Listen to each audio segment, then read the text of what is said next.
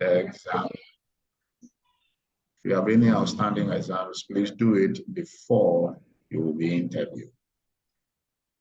All right.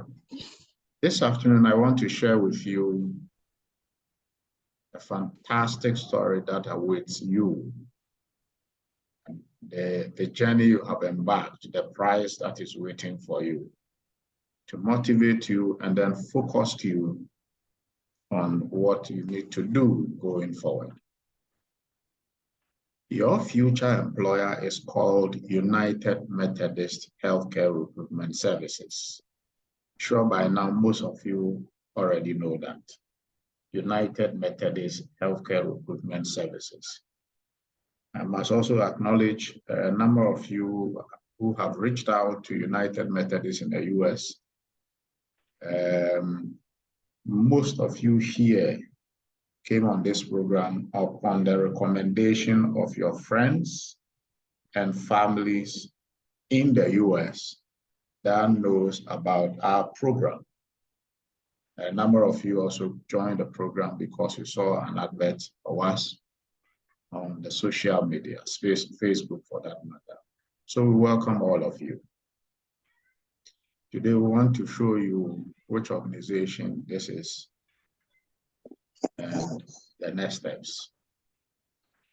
Now, United Methodist is only in the US, and its local agency in Ghana is Aguinaldo Ghana Recruitment Agency. Aguinaldo Ghana Recruitment Agency is not only in Ghana, we are in a number of countries around the world. We are not just Ghana based. I'm going to jump this part of the, okay, yeah. So who is United Methodist? United Methodist is started as United Methodist Homes and Services in 1898. 1898. In September this year, United Methodist will be 125 years old. Let me say that part again. United Methodist began as United Methodist Homes and Services in 1898. In September this year, United Methodist will be 125 years old. Today, it provides services in the following 6 lines. And each of these 6 lines have huge agencies that provides those services. So it has nursing and rehabilitation service. In Chicago, when you get to Chicago and you ask anybody, you are going to the Wesley place. Wesley, as in John Wesley in the Methodist Church. Wesley place. Everybody knows it. 125 years. So you can imagine, can you imagine any organization in Ghana that old that Ghanaians don't know about? So United Methodist is very well known. It also provides low-income housing. They provide home care services. They also have dementia and Alzheimer's facilities. They have an agency that provides information technology services. And then the sick wing, an agency in the group that provides recruitment services. And that is the focus of my presentation today. The recruitment services wing, United Methodist, is called United Methodist Healthcare Recruitment Services.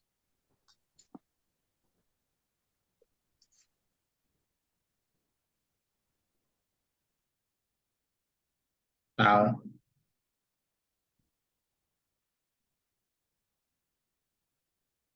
in your view is a picture of the greater Chicago, the United States. One of these days, you're going to be there. In your picture now is the front view of the Wesley Place, United Methodist parent company in Chicago. In Chicago, they are called several names. You hear Wesley Place or Chicago Methodist Senior Services, United Methodist Senior Services. They have several names, but it is the same organization. In your picture currently, see the lady in the hat and the cap and the spectacles. That is our chief executive, the chief executive of United Methodist Healthcare Recruitment Services. She's called Rose Policarpio. Rose Policarpio, a Filipino who emigrated from the Philippines to the US. She's a nurse by profession. She emigrated from Philippines to the US 30 years ago. She has risen through the ranks of United Methodist from a nurse to a senior nursing officer to in charge, a nurse in charge, and then later. Emilia, please mute your mic. I intentionally muted you. Thank you. And later, became the director of nursing, vice president of nursing, and today she's the chief executive of United Methodist Recruitment Services. This is the back view of the Wesley Place. This is one of the facilities that is in need of your services. It's called Lecom Hospital or Lecom Health. It's a facility, this is about a 400-bed facility. Now, the recruitment service, United Methodist, has over the years, in fact, began in 2002, and over the years, had developed partnerships and network of alliances among similar non-governmental healthcare service providers. On your screen is a list of a number of partner facilities who are all your future employers. All of them are your future employers. There are about 70 of them in the network, but all of them is led by United Methodist Recruitment Services. And you will notice that most of them are, in fact, all of them are non-for-profit. Most of them are religious affiliated. So the Bethesda Health Group, the Bethany Health Group, Apostolic Christians, Christian Horizon, Fellowship Senior Living, Franciscan Communities, this Catholic-based, and this fall, you have Franciscan Community in Ohio, in Illinois, in Kentucky, Indiana, what have you. We also have Jewish Home Facility, Redstone Presbyterian, Packer Jewish Institute. So they are all faith-based, not-for-profit health facilities, providing all manner of healthcare services. That's Lecom Manon, Lecom Corey Hospital. You saw their building in the picture. Wow. So in the group, there are about 70 facilities spread across about 20 states in the US. Spread across about 20 states: Illinois, Indiana, Connecticut, Florida, Kentucky, all the way through Maryland, Massachusetts, Michigan, Nebraska, Ohio, Pennsylvania, all the way to Wisconsin. So what it means is you are going to the US, but you will have a choice of the state where you want to live and work. Remember, you'll be going with green cards. The green card gives you permanent legal residency in the United States. So for all intents and purposes, you are migrating, you are relocating to the US for the rest of your life. You will surely have a say in which of the states you want to work in. But you will not do that now whilst in Ghana. When your green card, your visa, everything is ready, and you fly out. First, you fly to Chicago, and then when you land, you go through orientation and training, and from there, the distribution will start. But all of you will be in the US. Currently in your picture is a group of Filipino nurses that emigrated from the Philippines to the US in June 15, 2022, last year.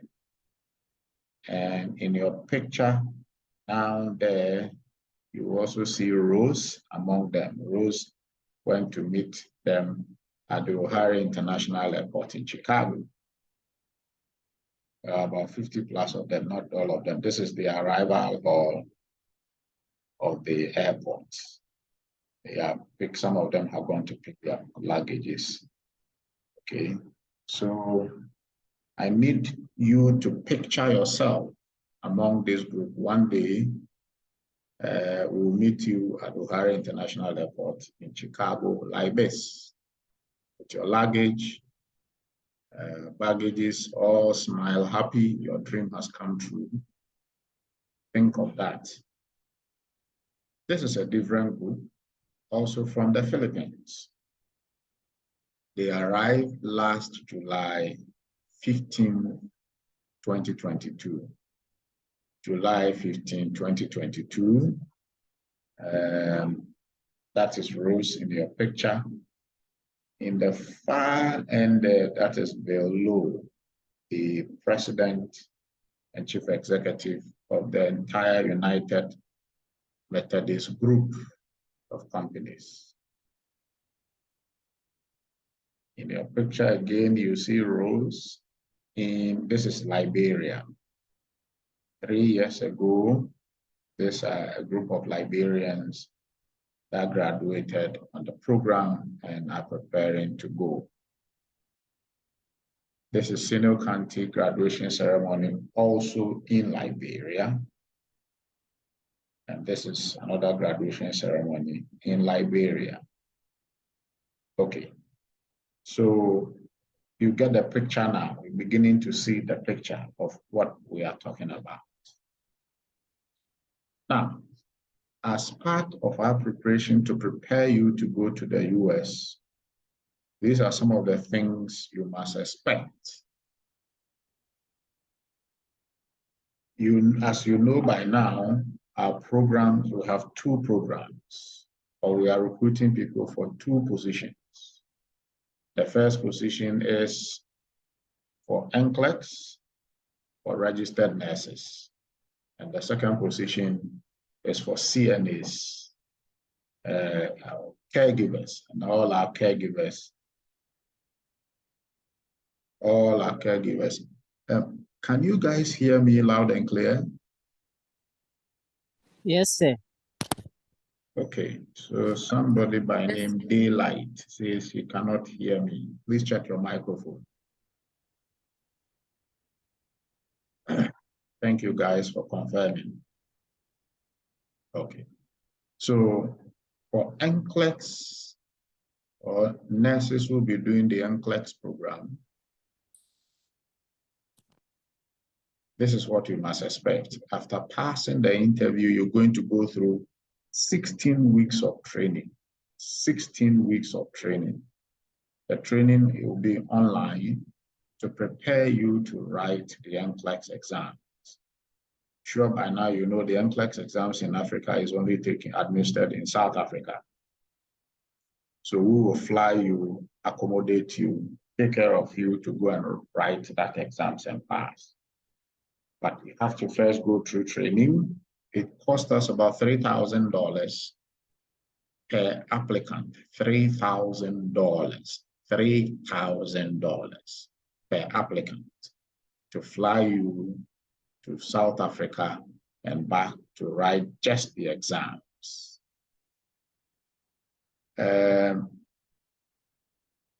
Jacob Pinto says he cannot hear me.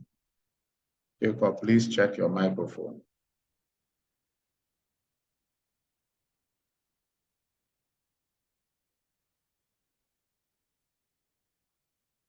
So because of that expense, we are a bit particular, careful about who we select to do the NCLEX.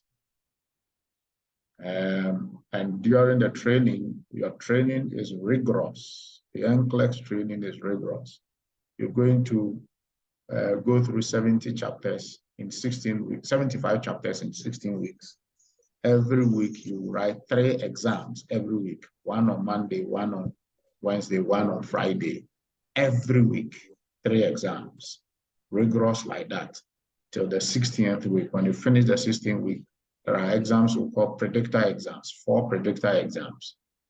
And you must consistently score about 75% for us to know that if we present you, if you score 75% consistently, we know that when we present you to the exams, you will pass before we begin to register you and fly you to South Africa and all that stuff. Okay, so those are the benefits. Okay. Now, CNAs, you will write your final exams here in Ghana. You are not flying to South Africa. In fact, our office in Ghana is the accredited exam center. So you come to us, our office on that day, you come here to our office, irrespective of where you are in Ghana. You would have to come, spend a day or 2 to write your exams and then leave. Now, who qualifies to do our program? We don't care your technical competence. I mean, we do care your technical competence, of course, but it is not the primary factor. So we are not going to test your nursing knowledge, how many years of nursing experience you have. It doesn't matter. You can be a freshly graduated student today or a practicing nurse for how many years.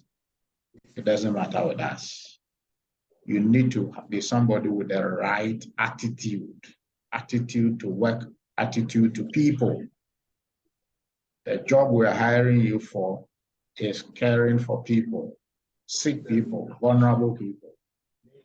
Therefore, you must be somebody with the right attitude to take care of our clients or patients. Therefore, we are particular about people with the right attitude. Second, you must be somebody who is highly motivated. A highly motivated person would want to overcome every single challenge. This is a way to achieve success. You don't throw your hand in complaining at every care. And then you must have appropriate recommendation. That is why one of the key documents to submit to us is a recommendation letter, and then complete the requirements. These are documents we will need from you as we go along. So your referral or recommendation letter is key for us. A referral or recommendation letter is key for us.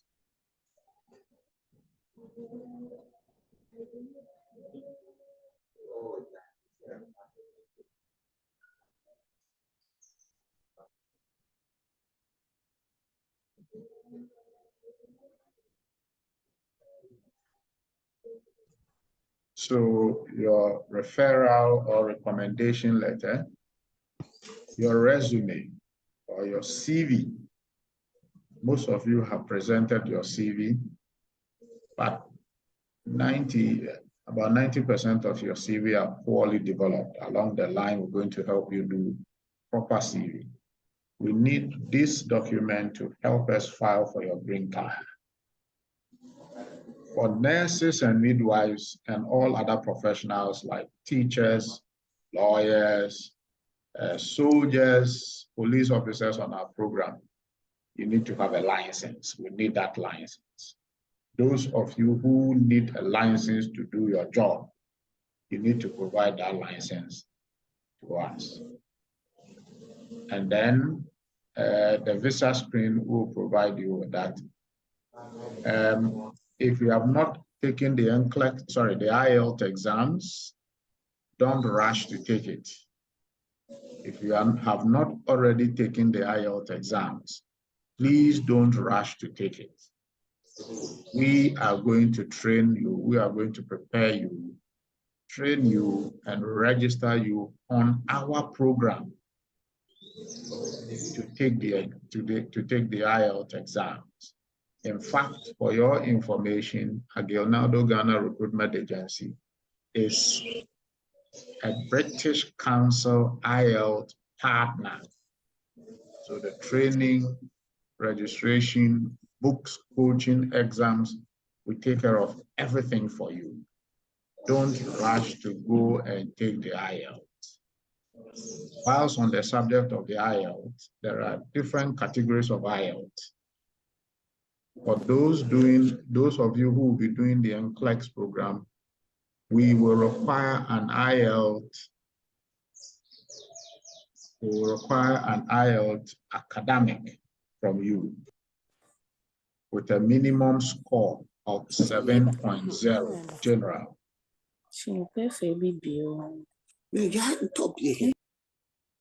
With a minimum score of 7.0. Overall score 7.0 and speaking 7.0. IELTS academic.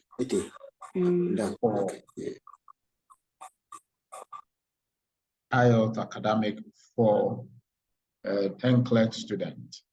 Then for CNA student, we will require IELTS general, not academic.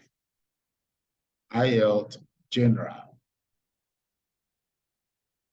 And with a band score of 6.0 overall score, and then 6.0 speaking. So please note that down. Whether NCLEX or CNA or caregiving, you'll be taking IELTS exams. NCLEX, IELTS academic, not UKVI, IELTS academic. CNA's IELTS general. Okay. Then, of course, your passport. If you don't have a passport, a number of you started the program without a passport, which is okay. But this is the time to start preparing your passport. Start the process of your passport now. But don't rush to go and do the thing.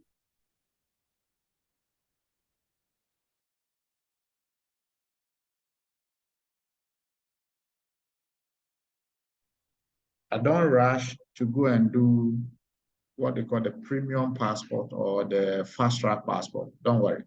There will be enough time for you to do your passport. Don't rush. Start now. Put in the request for the normal passport. The one that takes 100 years for you to be ready. You do that one. By the time you have finished your training and IELTS, your passport will be ready for you to pick up. Okay. I see a comment. Somebody is asking, what if you already have IELTS, UKVI, and interested in CLA? Okay, good question. If you already have the IELTS, whichever ones you have, and we know most of you normally write the IELTS academic, sometimes IELTS academic, sometimes UKVI, which is okay. Once you have gotten the band score we want, that is fine. We will accept it. Okay. Then, so you don't need to take it again.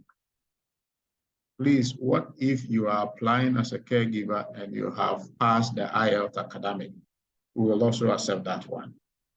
So you don't need to retake the IELTS, but you should be sure your band score is what we want.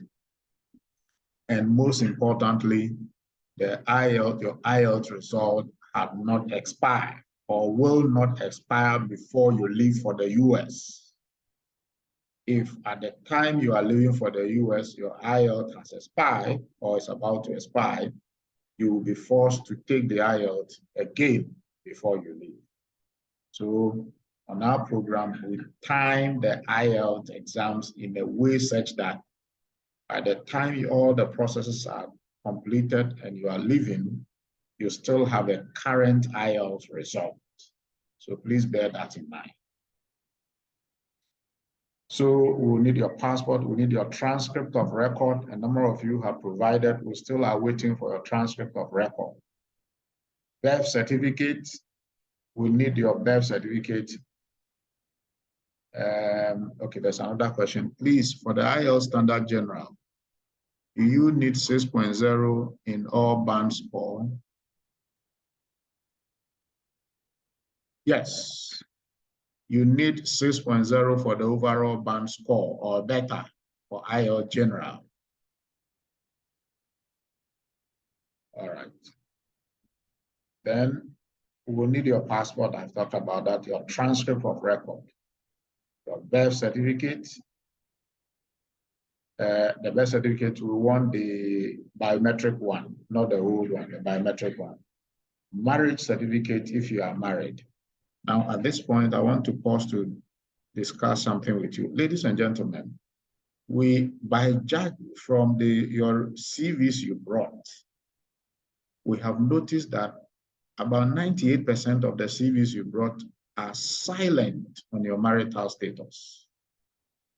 So we don't know whether you are married or single, but your ages are in the marriage age. Your CVs are silent. When you do that, when the time comes and we are filing for your green card, then you say, oh, I want to travel with my spouse. Your CV said nothing about a spouse. Your CV said nothing about number of children. And therefore, we cannot help you if you have not disclosed your marital status on your CV, on your resume. So please, those of you whose CV is silent on your marital status, but you intend to travel with your spouse and your children, you will need to update that CV immediately and submit them. The ETA form and the signed contract, we will provide them. Okay, I see a comment. Please, if you are a medical laboratory scientist, can you apply for caregiver? Yes. All medical laboratory scientists, all midwives, in fact, the NCLEX program is for our agency. The NCLEX program is strictly for degree holders. Nurses, is strictly for nurses that have degree in nursing and nurses with diploma in nursing, but have passed our 3 assessment exams. So nurses with degree in nursing will still have to write the 3 assessment exams. It's not automatic that you have a degree in nursing, so you can do the NCLEX program. And then diploma, you can also do the NCLEX program, but you need to pass the 3 assessment exams. before you will be permitted to do an NCLEX program. I've explained the reason why. It costs us $3,000. We need to be sure you can go and sit that exams and pass. Okay. Do we have any question on that? If you do, please post them now.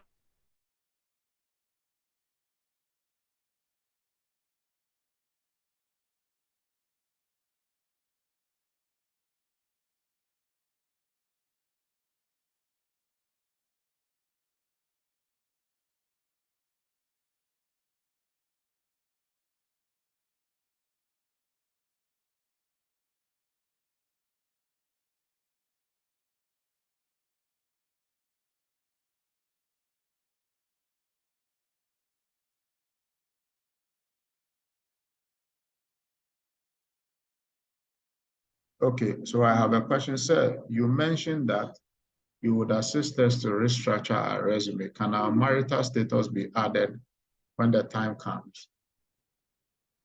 Okay.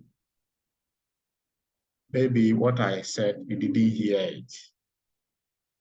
I didn't say I am going to help you restructure your resume to include marital status. I said you should do that and send it to us.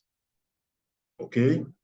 If you know you are married and you intend to travel with your spouse to the US on our program, and your CV is silent on your marital status, please update that CV and send it to us. Okay.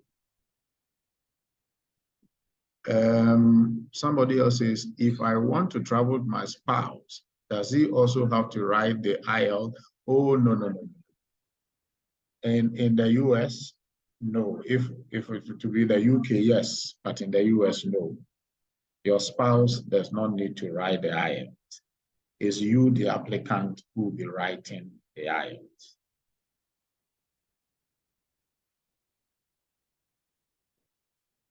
Okay.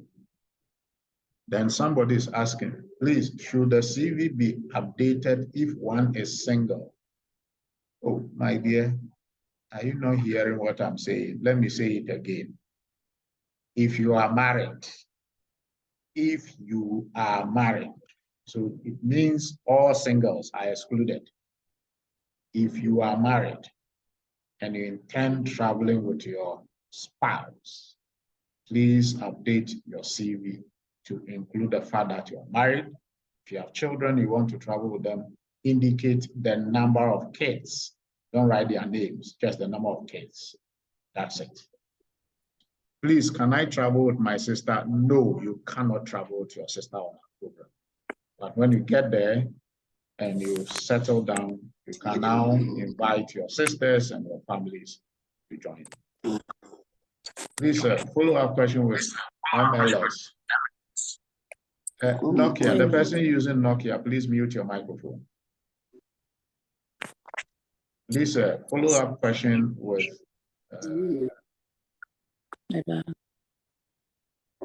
Madam using the Nokia phone, please mute your mic. Lisa, follow-up question with MLS. How will the interview be with? Will it be like nursing questions or lab? Okay, I am coming to the interview questions and you will see it very soon. Bernard is asking, please, can IELTS General with overall band score of 5.45 and speaking 6.0 be considered? No, no, no. The overall score must be 6.0 with speaking 6.0. The next one, please. What if you have not done your IELTS but have passed your assessment exams? So, are you now joining us? I said that if you have not taken your IELTS, please don't rush and go and do it. We are going to train you for you to write the IELTS. Okay? Please pay attention. Most of you are pretending to be here, but you are not listening. Please, what if I'm not married, still going through this process, and it passes through at the time I marry? Can I update my details by then and send Thank you. Masa, if you want to marry, marry. Don't let my program push you into marriage.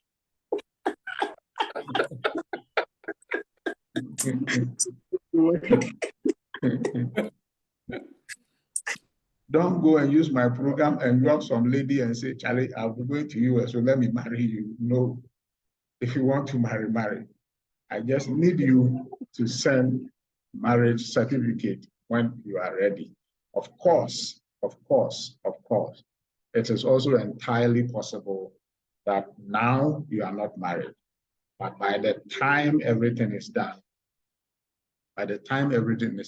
you are married. It depends on the timing.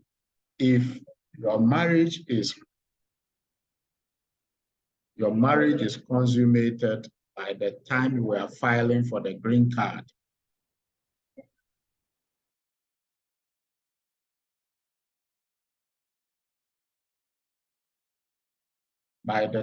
we know sometimes most of you are going through marital processes, and I mean, don't let me force you into marriage. Take your time, but just know that the processes of filing for a green card is a whole gamut of issues.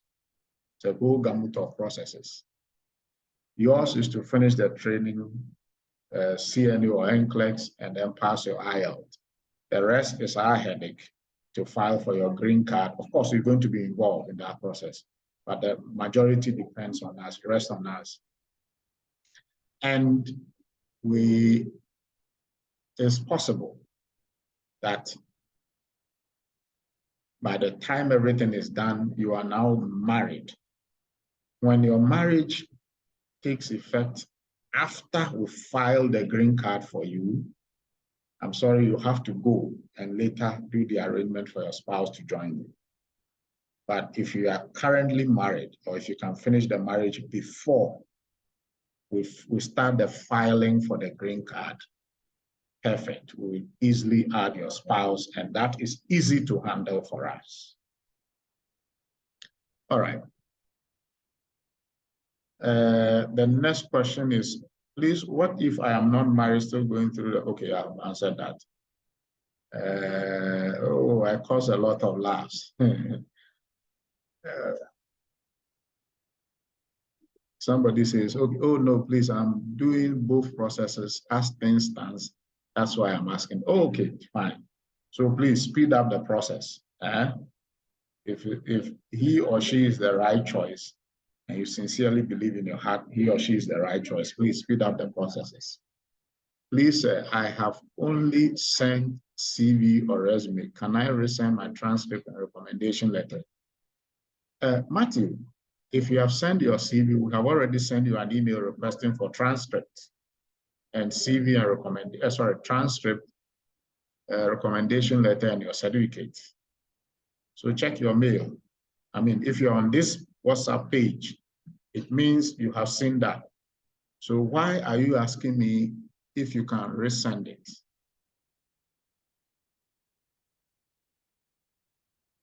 I don't understand the question. Okay. How long does the whole process take? Oh, good question. I'm coming to that very shortly. Sir, can I update my CV and my application? Said, oh, yes. Please update your CV, especially your marital status and the number of kids. Don't include the names of your children, just the number. So the CV, the part with your name and your details, your personal details. There are a number of you whose CV does not have your phone number and your email address. Please add those. And then you come to marital status, then you state married or single.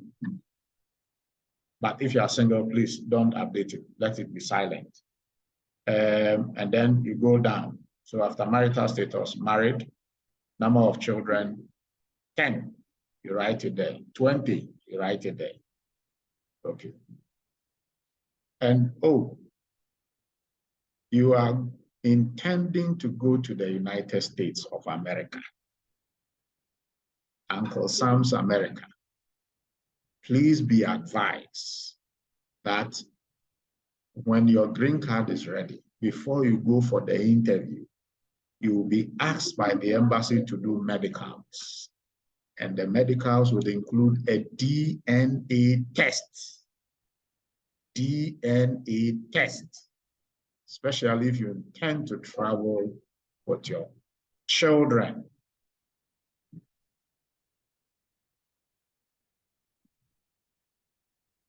Okay. Then there's please, what if you are divorced? Oh, if you are divorced, please be silent on it. You don't need to indicate that on your CV. If you want to indicate it, that's fine. But you can indicate you are divorced, but if there are kids, you indicate the number of kids. It is fine. If you are divorced, it does not disqualify you from anything. I already have IELTS academic. Considering CNA, I had six, which is perfect. So you know, if you have 6.0 overall score and your speaking is 6.0, you are good to go. Baba Sam asked, please, can we hold on to the questions to him and allow him to finish the presentation first? Oh, thank you, my dear. Thank you, Baba. You are great, super. Okay, so let's finish. All right. Now, what visa are you going with? And then how much is going to cost you? Or do you have a fair idea just to cement it? There are different kinds of visas. And this is what differentiates us from all other recruitment agencies. I sometimes driving around, I see people claim, and I get that question a lot when I'm interacting with both of you. You ask, say, can the whole thing be done for me when I get to the US, I work, and then you deduct from my salary? So straight away, I know where you are coming from. There are these visa connection people that do visa, and normally the visa they get you is a tourist visa or a visiting visa. Sometimes you can get 5 years visiting visa, 10 years visiting visa, but that will never guarantee you permanent stay. Sometimes 6 months visiting visa, and then you go. Those are the ones you can work on, get it for you, and then you go and pay later. But our program is totally different. Our program is employment-based. You are being hired to go and work. You are going to work for an organization. You cannot be a foreigner living in the US and working on a tourist visa or a visiting visa. You can do it, but that is illegal. When you are caught, you'll be deported. Or with those tourists and visiting visa, when it expires, you become an illegal alien. You hear people, they live in the US without proper working documents. When their parents die, they cannot travel to Ghana to the funeral. When something happens, they cannot travel. They cannot leave the US. When they are sick in the US, they cannot go to hospitals. You become a prisoner in your own mind. You live the rest of your life fear in the US. You're not going to suffer that. We are getting you a working visa, an employment-based visa called Immigrant Visa EB3. Immigrant Visa EB3. That visa is the initial immigrant visa EB3 that was first issued. Came in the color green in a card, hence the name, the green card. You are going with a green card. You, your legally married spouse, and all your children. Gives you permanent legal residency. You live there as you are living in Ghana. You can wake up anytime. You can sleep at any time. You can cook at any time. You can go anywhere and everywhere. No limitation. You can start your own business. You can go to school. You can marry. You can anything at all. You can ordinarily do in Ghana in freedom. You can do that in the United States on the EB3 visa. If you're a year before, you can travel down, come, spend time, and go. In fact, when you are working and you travel for holidays, you will even be paid for traveling. I'll soon show you. So you'll be going with an EB3 immigrant visa. It's employment-based. This visa is difficult to get unless your American employer sponsors you to get this visa. So you will notice that most of you, those of you who have relatives back in the state, that keep pushing you into this program. It is what they know. That is why they are pushing you to get it. Get it here. When it comes to the US, you are free. Okay. Then there is also EB2 visa. But the EB2 visa is for only management positions. So as we go through the recruitment process, we'll look out for people who are matured, who can occupy management positions. And then that one, we file EB2 visa for them. And it's easier getting the EB2 visa management position. Now, this is the cost of the program and how much you will be paying. This is just an idea. The total cost comes in excess of $16,000. For NCLEX applicants, for those doing NCLEX, the NCLEX application, the NCLEX itself is about $500. The application fee is about $1,500. We have not included your air ticket to South Africa and back, your accommodation to South Africa and back. Today, air ticket to South Africa and back is a minimum of $7,000 to $1,000. Accommodation, another $500. Feeding 2 or 3 days. By the time you are done, another $500 is gone.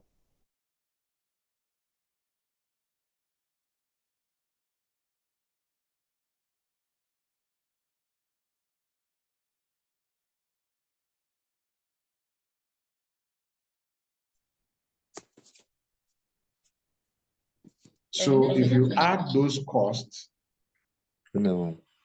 Question, someone. Sorry, do you have a question?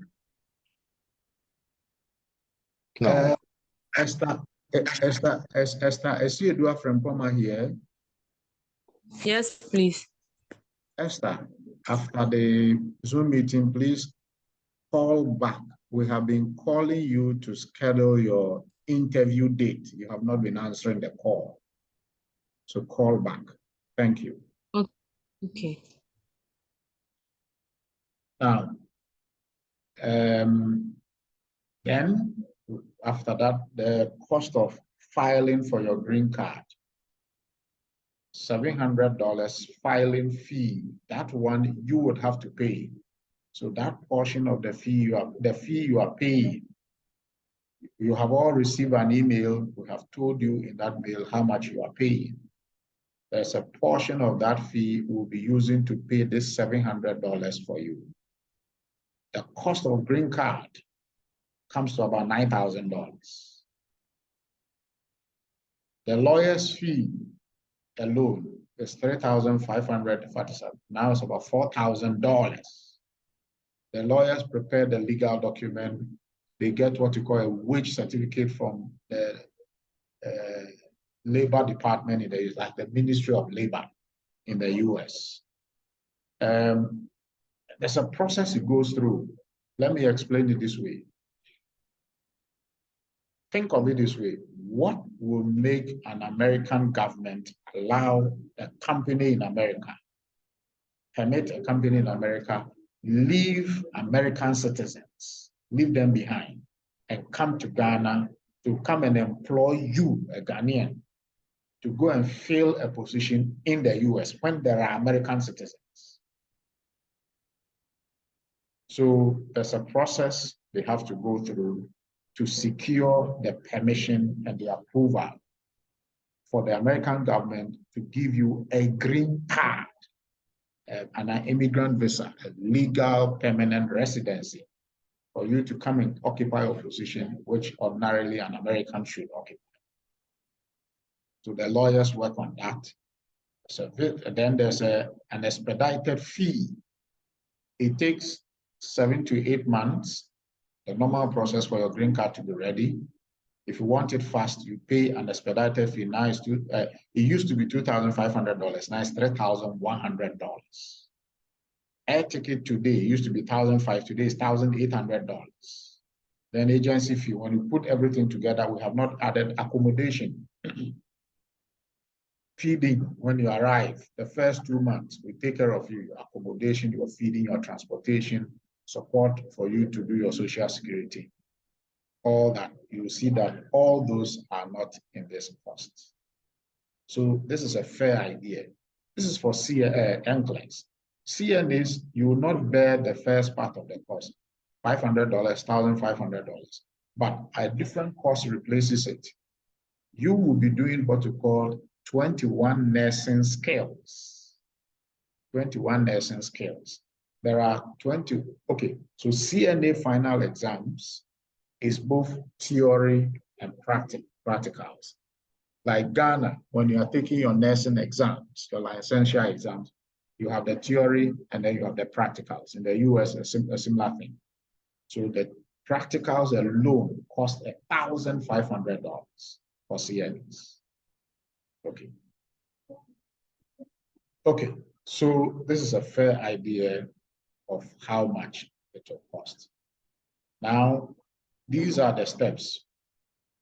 When you finish the interview, when you pass your interview, and then you, like I said, will enroll you in a 16 weeks training. NCLEX 16 weeks, CNA 16 weeks. Along the line, we also train you on IELTS.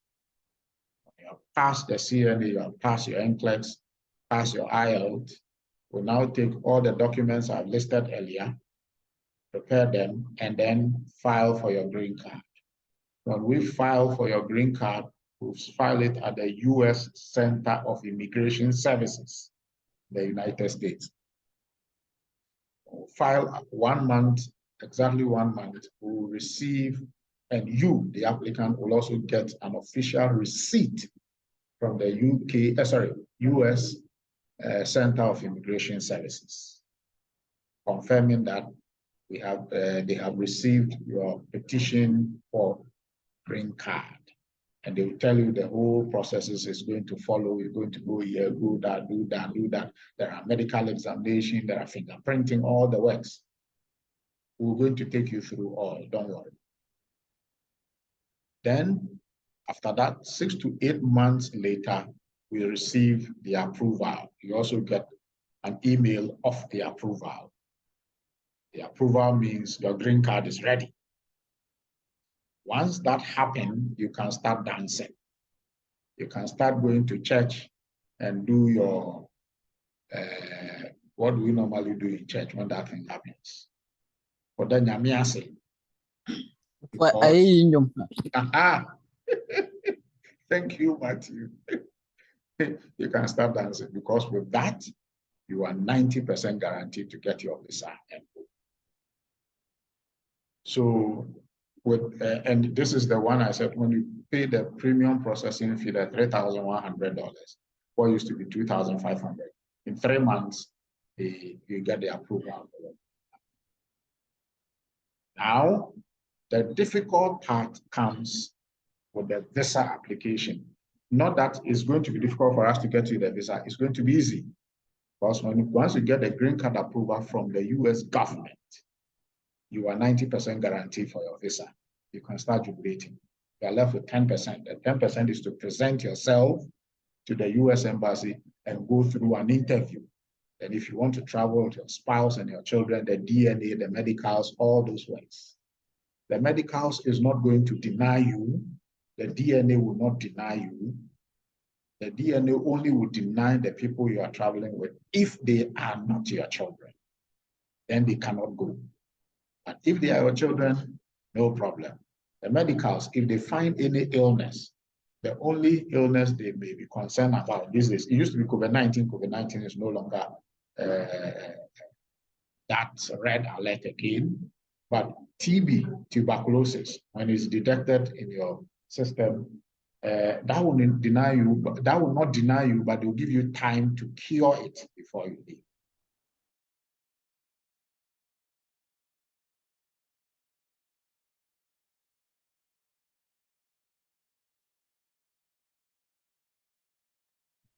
That will not deny you, but it will give you time to go through the curing process to cure yourself, and then you do another medicals, they give you the visa to go.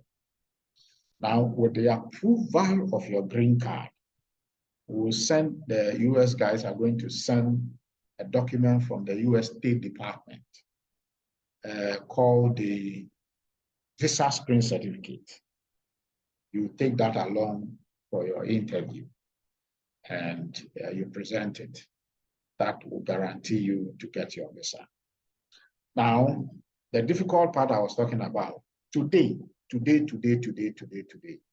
if you want to go to the US for just even a visit, and you file a visa application, you submit, it is going, and then you pay the visa fee. It is going to take a minimum of 8 months to get a visa appointment. To get a visa appointment for your interview. Okay. And then when you get the interview, 3 to 6 months before you physically present yourself. So it is the waiting period. And it has become necessary so because of the backlog that caused because of COVID-19, and there's an increased application for visas to the US. But don't worry, we'll see how it goes. But for the processes, when it comes to the visa processes, it's entirely in the hands of the US government. Once you go to the interview and you pass, the interviewer will take your passport. Once they take your passport from you, it means Abemwewe. 2 weeks, they stamp your passport with your visa, and then they send it by DHL to you. We send you your air ticket, and then you fly to the US. Now, these are the employment benefits, or what we call your condition of service. For NCLEX nurses, registered nurses, prevailing wage, your salary will fall between $30 to $40 per hour. $30 to $40 per hour. In the US, there are 3 shifts, the 8 hours, 10 hours, and then 12-hour shifts. So if you work 10-hour shift and you're a registered nurse, 10 times 30, $300. That is 1 day. 5 days, 300 times 5, that is $1,500. $1,500, that is 1 week. $1,500, 1 week, 5 working days. That is assuming you are not even working during the weekends. $1,500. $1,500, if you bring it to this Ghana exchange rate, cedi to the dollar now is about 12 cedis. 1,500 times 12, I don't know, even if it is 10, that is 15,000 cedis. That is your 1 week salary. You multiply that by 4, that would be $6,000. $6,000, that is 1 month's salary at a rate of $30 for working 10 hours a day, 10-hour shift. $6,000 is over 600,000 Ghana cedis, or 720,000 Ghana cedis. 7.2 billion, that's your monthly salary as a registered nurse. As a caregiver, as CNA, $20 to $25 per hour. And you're going to receive evaluation. Anytime there's evaluation in the US, when they talk about evaluation, it means pay rise. Evaluation can come every 3 months for good performance, 6 months. If you don't get evaluation in 3 months or 6 months, you are surely going to get yearly evaluation. We also have medical and dental insurance cover.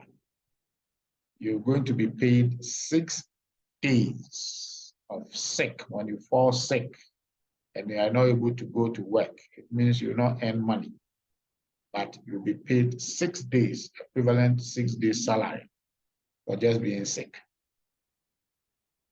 Then when you go on vacation, this is what I was talking to you about. You go on vacation, you receive 10 days of salary for being on vacation. So if you're a registered nurse and you earn $30 per hour, you work 10-hour shift.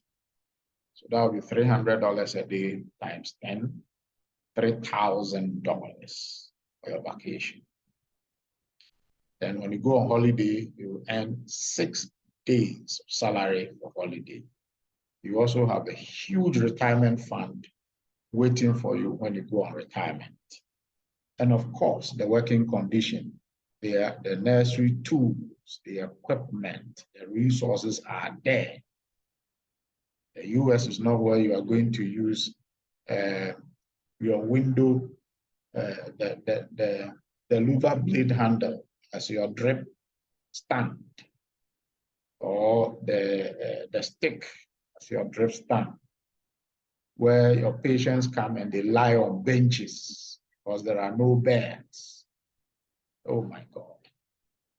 You're not going to see that. You're not going to go through that. The working conditions are far better. But I must warn you, Americans are very hardworking, and you need to prepare your mindset to be hardworking. There are so many things you do here you cannot do there. Working and picking phone calls at the same time. Oh my God, you are fired the following day. Your phone cannot be near you when you are working. The excuse that, oh, today my mother fell ill, so I took her to the hospital. I couldn't come to work. Of course, you can communicate, you can seek permission, but the way we do it here, no. There are other benefits. F down. From the beginning, I said our program covers you, your legally married spouse, and all your children. But the green card will take care of you and your family. But when it comes to airfare, the air ticket, we will pay for you, the applicant. You will pay for your spouse and your children. Please listen to this part. I'm saying it again. We will pay your air ticket for you, visa, your green card, we'll take care of it for you. We'll pay for you. But when it comes to the air ticket for your family, you will buy the air ticket for them. We will not buy it for you. Normally, what happens is, in fact, not normally, this is what is going to happen. When everything is set and you are going, you, the applicant, to go alone for the first 2 months. When you go, you're going to live in free accommodation for the first 2 months. We're going to assist you for your grocery shopping. We'll help you do your social security. And then driving around transportation. During these 2 months, you will also be working with your employers, and you'll be earning money. So if you're an RN, 1 month, $6,000, 2 months, $12,000. What number of air tickets do you want to buy for your family that you cannot afford? So after 2 months, you would have generated enough money to purchase the air tickets for your family to join. Okay. And of course, you go through orientation the first 2 months, and it's also paid. Okay. Now, for United Methodist sponsoring you, remember United Methodist is going to pay a minimum of $11,000 sponsoring you out of the $16,000 I showed you. For that, you're going to work for United Methodist a bond period of 3 years. If you are a registered nurse, NCLEX. If you are a CNA, you will be bonded for 4 years. 3 years for NCLEX RNs, 4 years for CNAs. But there will be no salary deduction. So you get your salary per. There will be no salary deduction. Except where you were unable to pay that, the portion of the $5,000 you are supposed to pay here. You're not able to pay, we do the salary deduction for just that part. The small interest, apart from that, no salary deduction, you are not going to pay back the $11,000 United Methodist is spending on you. Okay. So here ends my presentation on the first part.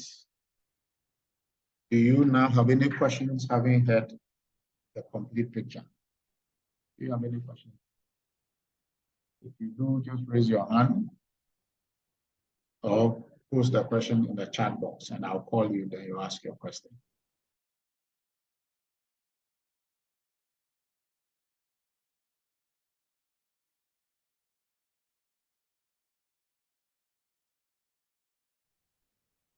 Do you have any question?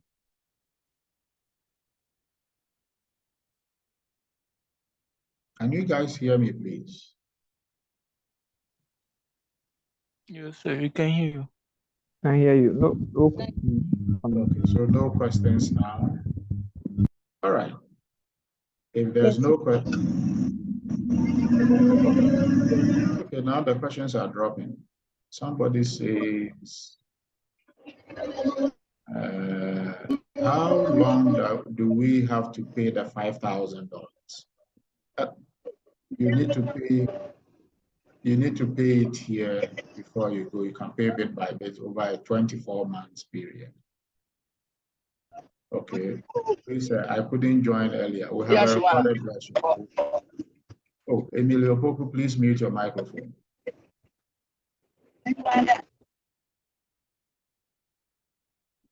Okay.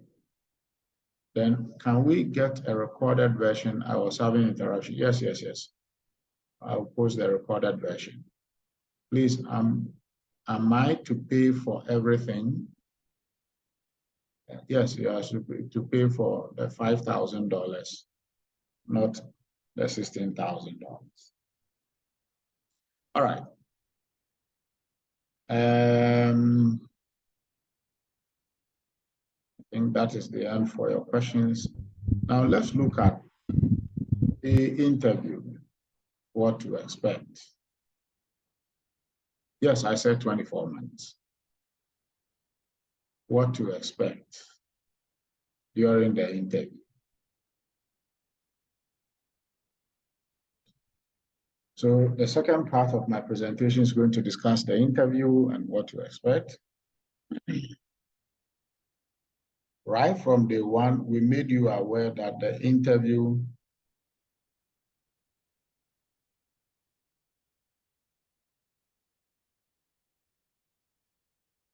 okay, so Linda and Steve are asking the same question. Sir, the 24 month, does it start from the day you pass your interview? Yes.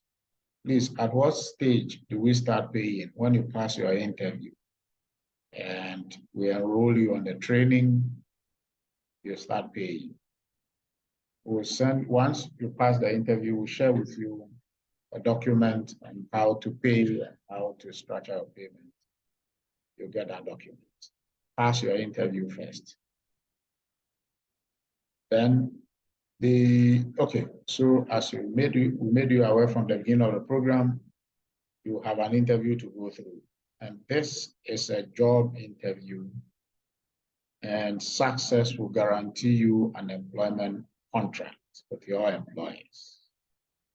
Employment contract plus your professional certification as a CNA or as an NCLEX, plus your IELTS results, among the key documents we're going to use to file for your green card for you, and then later your visa. So it's important you go through the interview and pass. Now, there are a few etiquettes, there are a few things you should take into consideration when preparing and presenting yourself at the interview. And this includes the use of the mute button, so that when your interviewer is speaking and you are not speaking, like as it is happening now, you just mute and you listen. When you do that, every noise that is made at your end will not interrupt the interviewer's questions. Look into the camera while speaking. Choose a professional background for the interview. Find a brightly lit room. Pick a quiet space, not where there are so much noise in the background, children are crying, there are vehicles passing, and then silence your phone.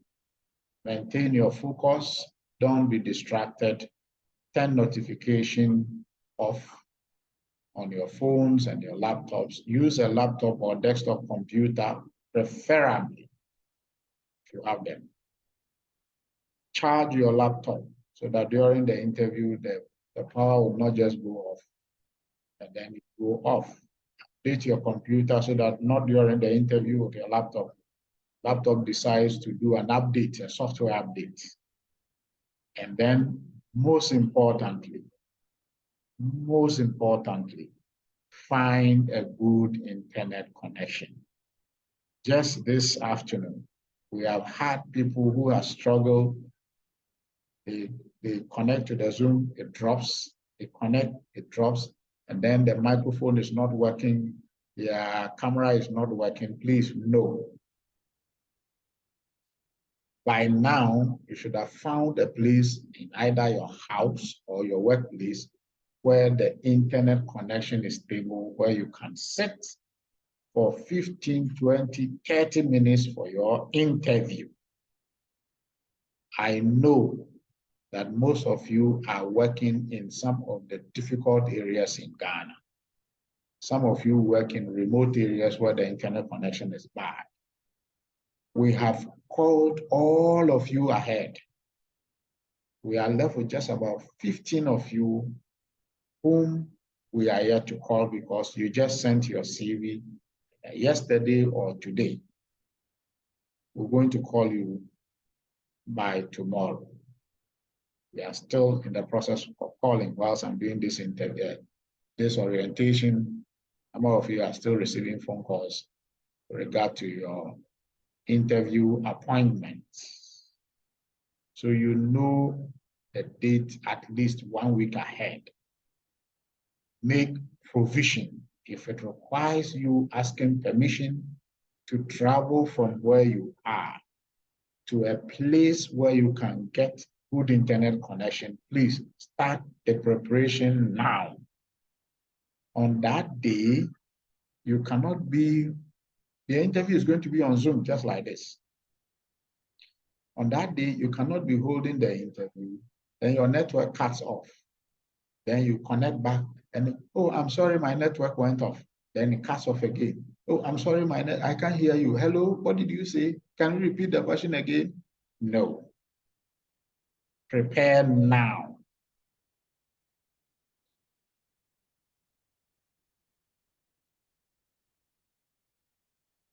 Preparing for your interview. Make sure you have observed all this as much as possible. 1, communicate with your household. If you're going to have the interview in your house, inform your house people. Come Wednesday, I have a Zoom meeting. Sorry, I have an important interview. It will start at 7 a.m. to 10 a.m. Please, during this time, nobody should be in the house. Or if you're in the house, everybody keep quiet. Wear a professional attire. If you are a nurse, wear your nursing attire. The blue or the green or the white or the brown, whichever color you wear it that day. Even if you are off, you are not going to work that day, please put it on.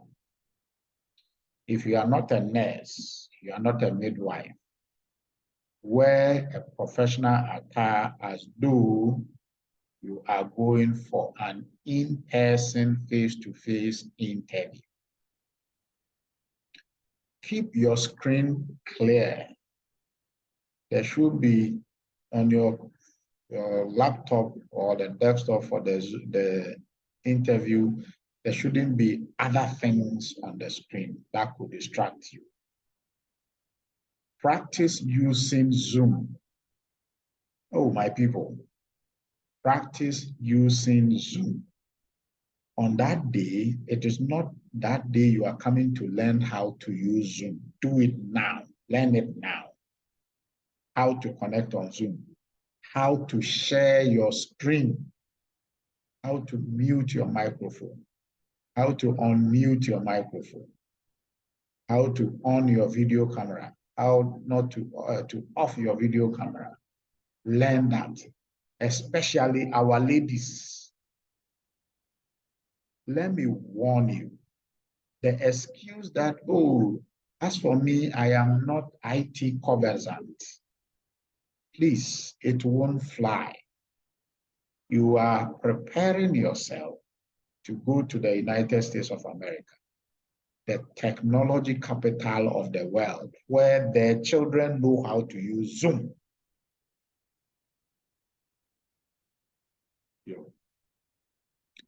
Use the appropriate body language. During the interview, we have had interviews where people came to the interview, they asked him the question, he's looking at the ceiling or he's looking on the ground. The interviewer will say nothing to you, but at the end of the interview, they will tell you you have failed. When you are doing the interview, you look into the camera. Ask your interviewer questions. The interview is about your interviewer asking you questions. You should also prepare to ask your interviewer questions. Use the mute button. Zoom has a feature where you can mute your audio. This is a great feature to use while your interviewer is speaking for long periods. While using the mute button, they cannot hear anything on your end. This is useful where there are loud sounds in your household, such as dogs barking or children playing. Keeping yourself on mute as they speak can help your interviewer feel more focused on what they want to tell you. On the day of the interview, we don't want to know if you are the woman with plenty children and your children are crying and they are following you. No. Keep yourself away from the children. No children crying in the background. No dogs barking in the background. Keep noise at the most minimum. Look into the camera while speaking. Now, when I'm speaking to you now and I'm looking into the camera, it feels as though I am looking at you, isn't it? Now, during an in-person interview, maintaining eye contact with your interviewer is a sign of confidence and respect. Video chat makes this a bit different because if you were to look them in the eye on your screen, it may not look like that on the other end. Instead, look into the camera as you are speaking. This creates the illusion that you are looking at them rather than yourself on the screen. So keep this in mind. During the interview, don't be looking at your ceiling. Don't be looking at things around you. Focus. You just watch the camera whilst you speak. Choose a professional background. When setting up your computer, choose an area that is tidy and free of clutter. I mean, when we started this Zoom meeting, if you notice, there was one gentleman whose camera was on and was walking in his bathroom and his toilet. You can see the bathroom and you can see the toilet, everything. Please don't repeat that during the interview. Get a place, you sit down. Don't move. Sit during the interview. Get a professional background. Make sure your background is sparse rather than busy and only has professional looking items in the background. Setting up in front of a blank wall or a few tasteful decorations shows that you are organized and you pay attention to detail. So you look at me during this Zoom meeting, you can see I'm sitting in front of a blank wall. Nothing else going on behind me. Find a brightly lit room. Your interviewer needs to be able to see your body language and facial expressions during your Zoom interview. Choose a room with good lighting so they can easily see you. Setting your interview space facing a window that lets a lot of natural lighting is a great way to make yourself more visible. Setting up with a window behind you can cast shadows on your face and make you appear to look like a silhouette. So during this interview, look at where I'm sitting. I'm sitting next to a window, natural light in, and you can clearly see my face. But if I turn myself so that my back is facing the window, you see, you can see my shape, but you cannot see my face. This image is what we call the silhouette. Okay, so sit during the interview in a way we can see your face, they can see your face, and they can see your expressions.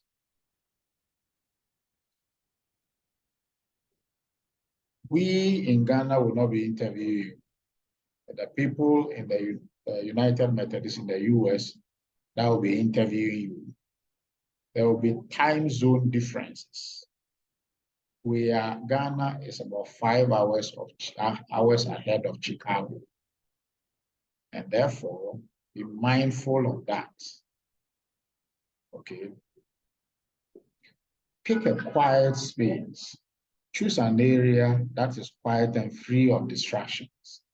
This way, your interviewer can direct their full attention to what you have to say. A room where you can shut the door is an ideal space to interview. Limit other noises by closing windows and turning off radios and televisions. Silence your phone. Before your interview, silence your phone and put it away. This way you can focus on the interviewer rather than a text message or a phone call. It may be a good idea to put your phone away for at least 10 minutes before your interview, so you can clear your mind and focus on preparing before you start. There are instances where a number of you can use your phone. You may use your phone for the interview, but please be careful during that time. Nobody calls you that phone, because as soon as you start the Zoom and somebody calls, the Zoom goes off. Okay. Maintain your focus. While your interviewer is speaking, keep your focus on the screen, like you would in an in-person interview. Show them you are paying attention to what they have to say through active listening. You can do this by affirming what they say, nodding as they speak, and asking questions based on what they say. So whilst your interviewer is asking, you said, yes, okay, yes. Let them know you are following what they are saying. Okay. Turn off notifications. Along with turning off your phone, you should also turn off any notification on your computer. Close out of any social media websites, Facebook, Instagram, Twitter. The new one is called what? The Chinese one. TikTok and what have you. Shut out of all of them so that during the interview you will not have an alert from them to distract you. Okay. Close out of any social media websites or anything else that could become a distraction. Set the Zoom meeting to full screen so that your interviewer is the only thing you can see. Use a laptop. Although Zoom has a mobile app, it's better to use it on a desktop computer or a laptop. Having your computer on a table creates a more stationary view of yourself, while holding your phone in your hand will cause the camera to shake. Your computer camera also gives the interviewer a better view of yourself and tends to come in clearer. Charge your laptop. If your interviewer space does not have, okay, so this one, make sure your battery is fully charged. Update your computer so that there is no interruption or the computer does not restart whilst the interview is going on. Find a good internet connection.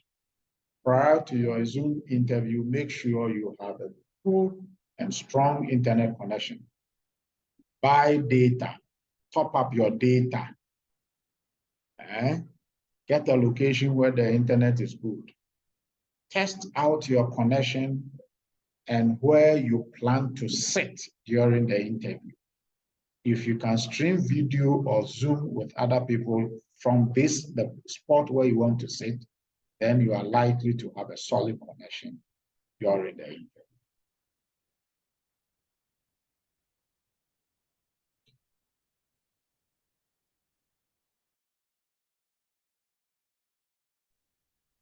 Communicate with your household.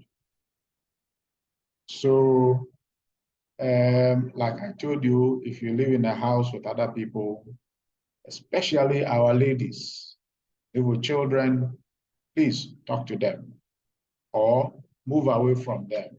Shut yourself up for just that duration of the Zoom interview. It's going to take maximum 30 minutes, you are done. 30 minutes of destiny change. Don't mess it up.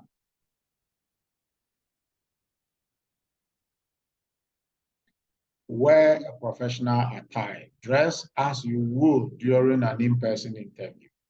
So a professional attire. I've explained that already.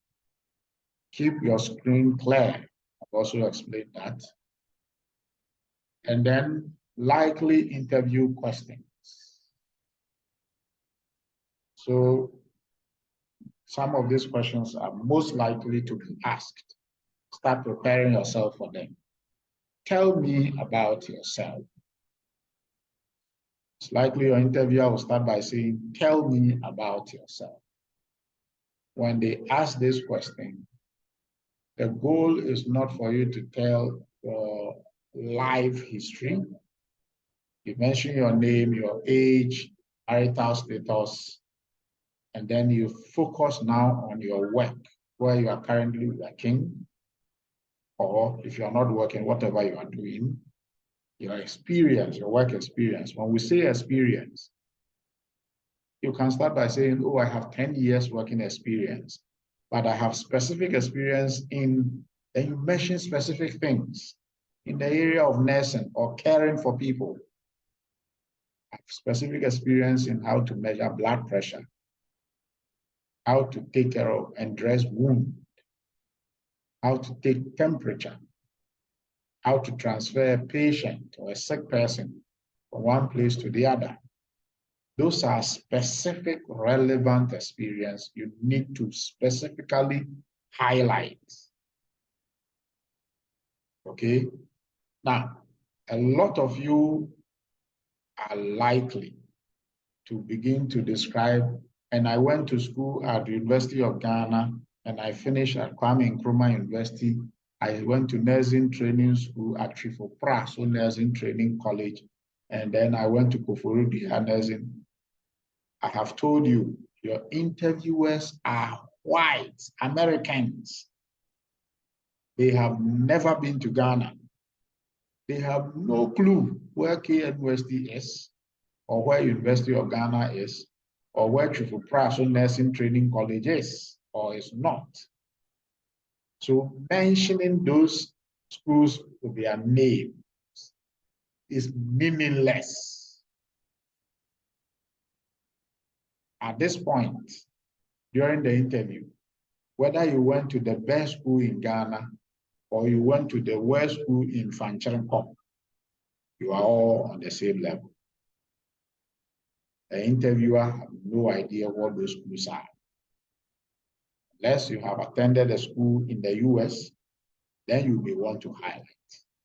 So you start by saying, I completed my college diploma in diploma nursing, and I went to the university and acquired my BSc in nursing as my first degree, and so on and so forth.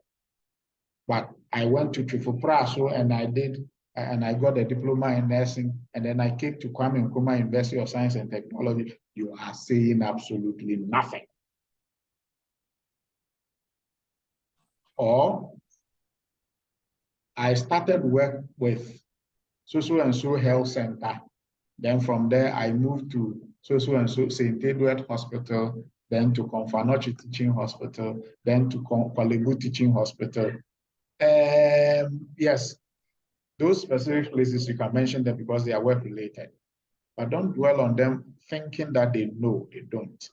But if you want to paint a picture in their mind, you need to try to describe their location. So I'm currently working at Cape Coast Teaching Hospital. It is on the southern part of Ghana, near the Atlantic Ocean on the coast. Now you are bringing the subject home. Or I am working in Koforidua Regional Hospital. It's in the eastern part of Ghana. It's in between the two big cities in Ghana, Accra and Kumasi. Then you are beginning to paint a picture. So be a little more descriptive of locations during the interview. Tell me about your education. I have explained that specific names of schools really does not make any difference. But what your achievements are in those schools is what will sell you. Why have you chosen this particular field? Why have you chosen to be a nurse? Why did you choose to be a teacher? Why did you choose to be a midwife or a doctor or a physician assistant? Begin to think of great answers to those questions. There will be a question, physician assistants among you here, listen to this part. There will be a question on why do you want to leave physician assistantship in Ghana and become a CNA in the US? I mean, the answer is obvious, but they want to hear it from you. The salary is better, better working condition. There are better educational prospects for you to further your education and improve upon your career. But it must come from you. Think about it. By now, you should know why if you are not a nurse, why you are choosing to change from your profession as a teacher, as a physician assistant, as a medical doctor, medical doctors here, as any other professional, soldier, policeman, also we have some of you here, policemen and soldiers. Why you want to change your career? Okay. Then there will be a question of, what is your major weakness? At previous interviews, the interviewer asked, what is your major weakness? And the person were like, oh, me, I have no weaknesses.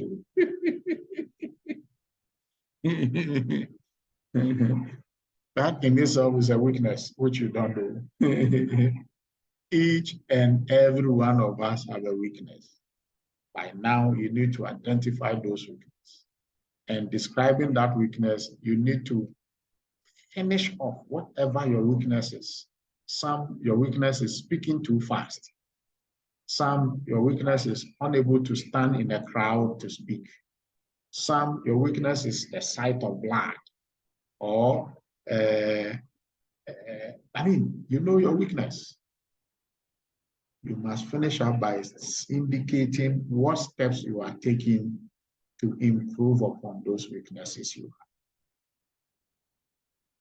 have. Okay. At this point, do you have any question for me?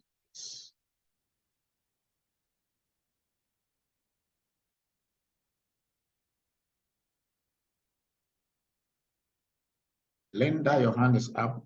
Please unmute your mic and ask your question.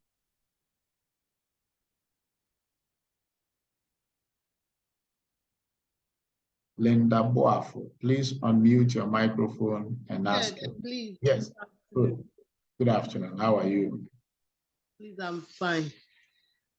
Please, my question is that there is this particular question in the likely questions asking, why did you leave your previous job or something? Meanwhile, you are still in it. So how would you explain that one? Like, you've not left your job, you are still in it, you are just applying for a better opportunity. So if they ask you, why did you leave your previous job, or why are you leaving your job? Like, how would you answer it? Will you tell them that you are still in the job, or I don't know, I'm not there? Thank you. Linda, hold on, don't run away. Can you ask the question properly? I'm saying that the likely questions that yes. that you sent to the page, they were asking that, why did you leave your previous job or something? I've forgotten the particular question, but I was saying that, why did you leave your previous job? That means you left that work already. And meanwhile, we are still working as a midwife or a nurse, we are still working. So how are you going to explain that?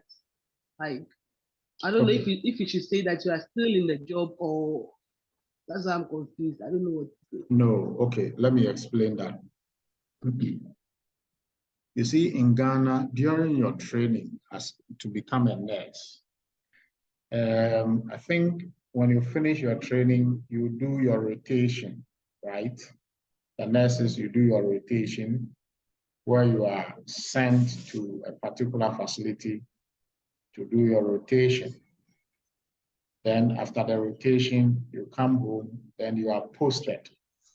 And most likely where they post you will not be where you went to do your rotation. And then the other situation also is, and I'm speaking purely from experience from the number of nurses that had gone through this program, they have been interviewed. You see, as far as the white man is concerned, when they see on your CV, I did my rotation in Confanoche, then I was posted to St. Edward's Hospital. Now I am working, I did some, but during the time between when I finished my rotation and my posting, I was doing some locum with Kolebu Teaching Hospital. Now I have been posted to Confanoche Teaching Hospital. Unfortunately, most of you, your CVs, that's how you have done it. and you are assuming that the white man sitting in the US will understand what rotation is, what locum is, what permanent placing is. So when they take your CV, this is how they see it. This guy has changed jobs 3 or 4 times in less than 5 years. Something must be wrong. Do you understand it? Yes, please. On the face of your CV, and you are silent about it because you assume your interviewer is a Ghanaian and must understand the nursing system.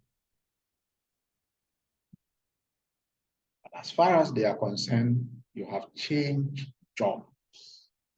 In the US, when an employee changes jobs 1, 2, 3 in a space of 5 years, it means that employee has a bad working character. That is why he or she is not able to stay in one job for a long time. Do you get the difference? So you come from one place, they come from a different place. So during the interview, they will ask, that's why they will ask you, why are you changing jobs? Why did you change your job? So it's an opportunity for you to explain to them, oh, you see, in Ghana, this is how our nursing system works. You have to do, it's compulsory for you to do national service. And the national service is the government that will post you to a service, a hospital facility. Then after that, for 1 year, when you're finished, you come home, you wait for posting. It's the government that will post you to your job. Sometimes it takes 3 years, 4 years for you to be posted.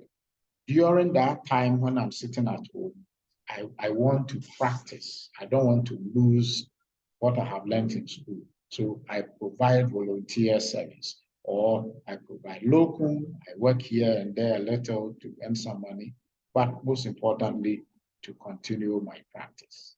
Then eventually my posting came and I stayed in this job. Do you get it? Yes, please. Linda, does that answer your question? Yes, please. Thank you very much, sir. Most welcome. The other thing we have also noticed is about the question of the posting and the period of posting. Currently, how long does it take for your postings to come? That one, now there you can't decide though. You are there, they'll call you. Like your clearance comes and then you start the process.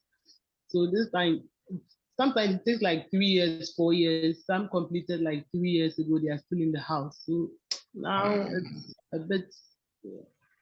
So there's no fixed timeline. That's yes, please. Okay. Now, let me also warn you, we have seen this from other interviewees, like you applicants. They came to the interview and they asked you, so who is your current employer? Ghana Health Service. But on your CV, there is no Ghana Health Service. You have mentioned specific hospital name. Once again, remember your interviewer is not in Ghana. So when you say Ghana Health Service, it's meaningless. Yes, everybody is employed by Ghana Health Service if you're working in the public sector or CHAG. And then some of you also use those local technologies as though your interviewer should know. So who is your employer? Oh, I work for a CHAG facility. How would your interviewer know who a CHAG facility is? So try to put yourself in the shoe of that interviewer who has never been to Ghana, knows nothing about Ghanaian nursing, and then try to explain things in a way they will understand. In that way, you make a better impression on the person during the interview. Do you have any other question?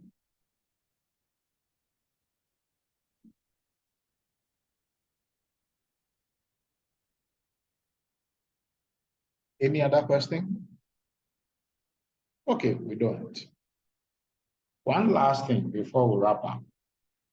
You have noticed from the likely interview questions that there is nothing on nursing.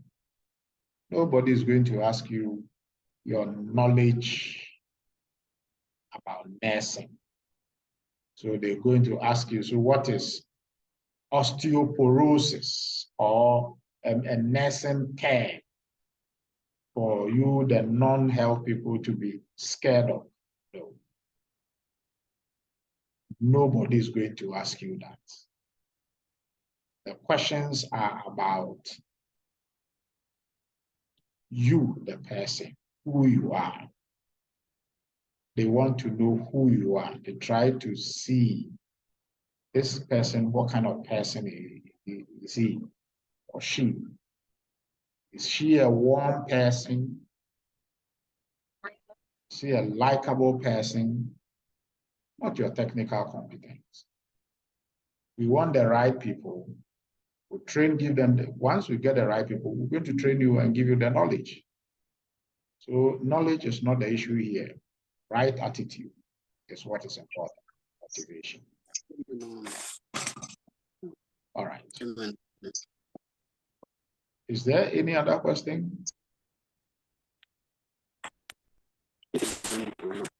Okay. We don't have any other questions. So the last question that came is, he said, what is my name? My name is David Addo-Yobo. David Addo-Yobo. And it's been a pleasure engaging all of you, preparing you for your interview. I'm going to share on the page a few. Hello, sir. Please, I have one question. Okay, Barbara, go ahead. Sir, please, I want to know. I don't know even if it's a relevant question, but like the maximum number you are expecting. To the interview? To migrate them. Oh, Baba.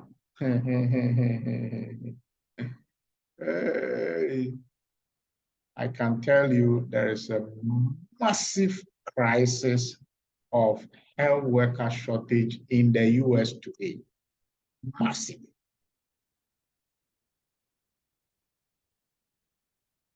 It's a massive shortage. So as we speak, the United States government has estimated that for 2023, they need to recruit a minimum of 9 million health workers. 9 million health workers.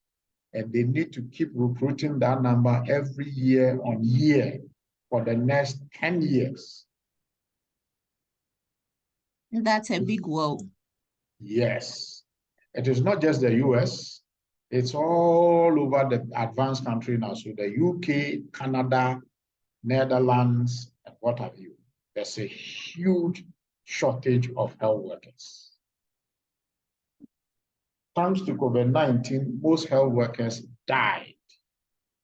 And these advanced countries are suffering from aging population and unreproductive, low birth rates. They have low birth rates, and therefore they are not able to produce more children to take over from their elders. If you've been listening to the news, Japan government is introducing some measures to improve fertility rates and birth rates, because Japan's population now is an adult population.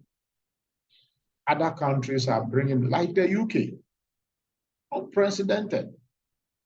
The last year and this year, haven't you noticed so many Ghanaian nurses have left to the UK? They have to bring in policy to make it easier for the visa to be easier for especially health workers to migrate into those countries easily. 5 years ago, would it have been easy for nurses to move to the UK like that? UK, Canada, what have you? Okay, so there's a massive shortage. We need, so to answer your question, Barbara, we need thousands of health workers like you.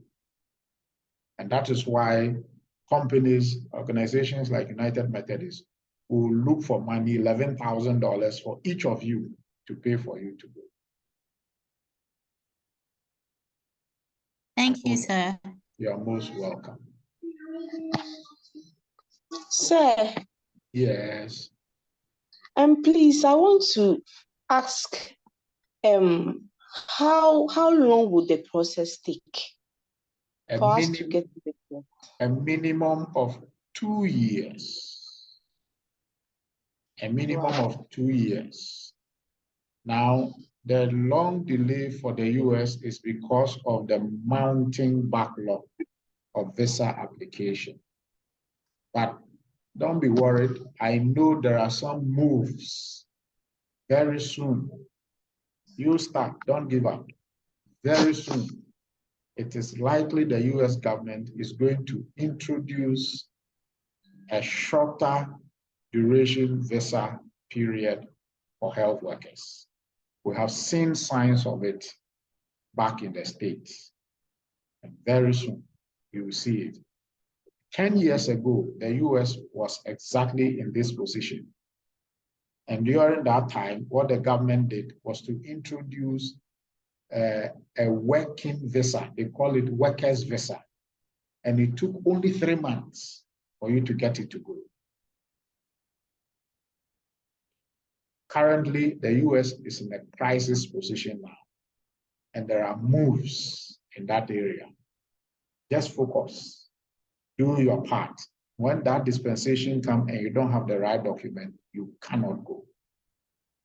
Just go through the program, take the test, you have your NCLEX ready, you have your CNA ready, you have IELTS ready. They say, Jack, on our call. Okay, but for now, the status quo is 2 years. 2 years because, as I showed you earlier in my first presentation, you need 6 to 8 months, or if you pay the premium processing fee, 3 months plus your training for, let's say, 5 months, so 8 months for your green card to be ready. Then another 8 months for your visa to be ready. 8 to 12 months for your visa to be ready. That's why we say a minimum of 24 months. But you focus. Take my word for it. Okay. Hello, sir. Yes, Sophia. Please, I wanted to know if, in case one is not able to qualify for the interview, will that person be able to enroll on the program again? Sophia, your question can be understood in different contexts. When you say qualify for the interview, I don't think that is the right choice of word. I mean, if in case you are not selected, if you don't pass the interview. Okay. Is that not your question? Yes, please. Okay, so what happens if you don't pass your interview? Yes, please. The answer is this way. When you go for a job interview in Ghana and you don't pass the interview, what happens? You are not giving the job. Thank you. Thank you very much.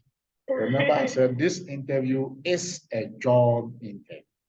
Okay. It is also a sponsorship interview. Once you pass the interview, United Methodist is ready to spend $11,000 minimum on you and your family, your immediate family.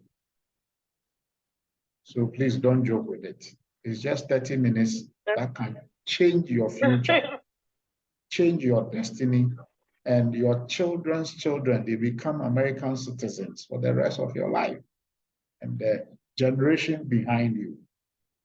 So please don't joke with it. Just present yourself.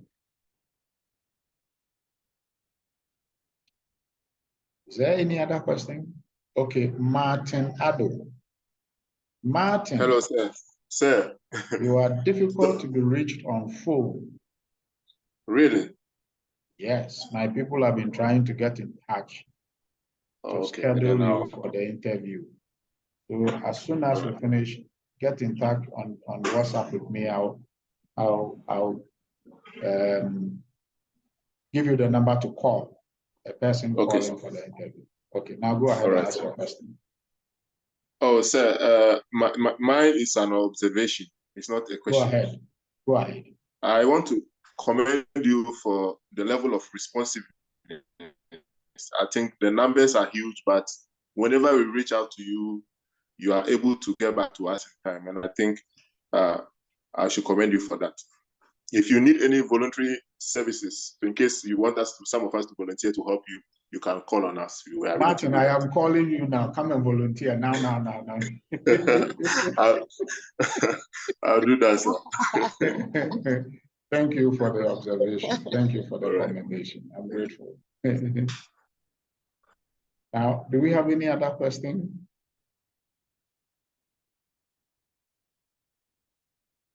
Okay, somebody has posted something in the chat.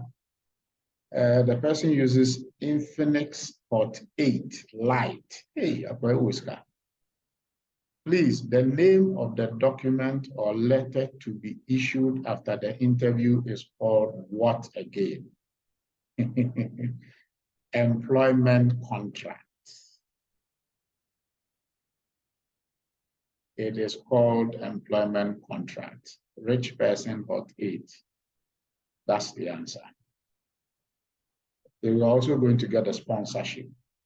So employment contract is the goal. In other words, you get a job here in Ghana, and you get a job in the US whilst in Ghana. So we make sure your job is secured here, your green card is done here, you have your visa here, everything is done here. So that when you go, you don't become worried about those things. Go and live your peace of mind and focus. Okay. This is why we have pushed that the interview is done to get everything here. There are many nurses in the UK today. Some are on this program. They are nurses there. They went and they found out, UK is not easy. I want to leave.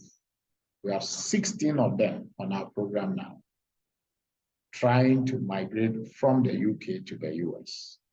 So our program, because most of it is online, doesn't matter your location, UK, Belgium, wherever, we can move you from there to the US. All right. On that note, I thank you very much. I have taken much of your time. Thank you very much for coming. If you have any further questions, comment, let's keep on the conversation on the chat page, the interview page. Thank you all and have a great afternoon. Goodbye to you all. Thank you, sir. You're welcome. Thank you, sir. Goodbye. Goodbye. Goodbye. And happy Father's Day in advance. Oh, thank you, thank you, thank you. Okay, so Fire has one last question. He said, so after the 3-year contract, will one be given the chance to work elsewhere? Oh, after the 3 years, you have the freedom, whether you want to continue to work with United Methodist or you want to move on. The sky is the limit for you. Okay. Oh, okay. Yes. So after 3 years, you are a free agent. You will become a free footballer. Arsenal can come and buy you. Or Man U can come and buy you. All right. Okay. Thank you. All right. Thank you, Thank sir. you. Thank you, sir. Thank you. Thank you very much. Bye. Bye.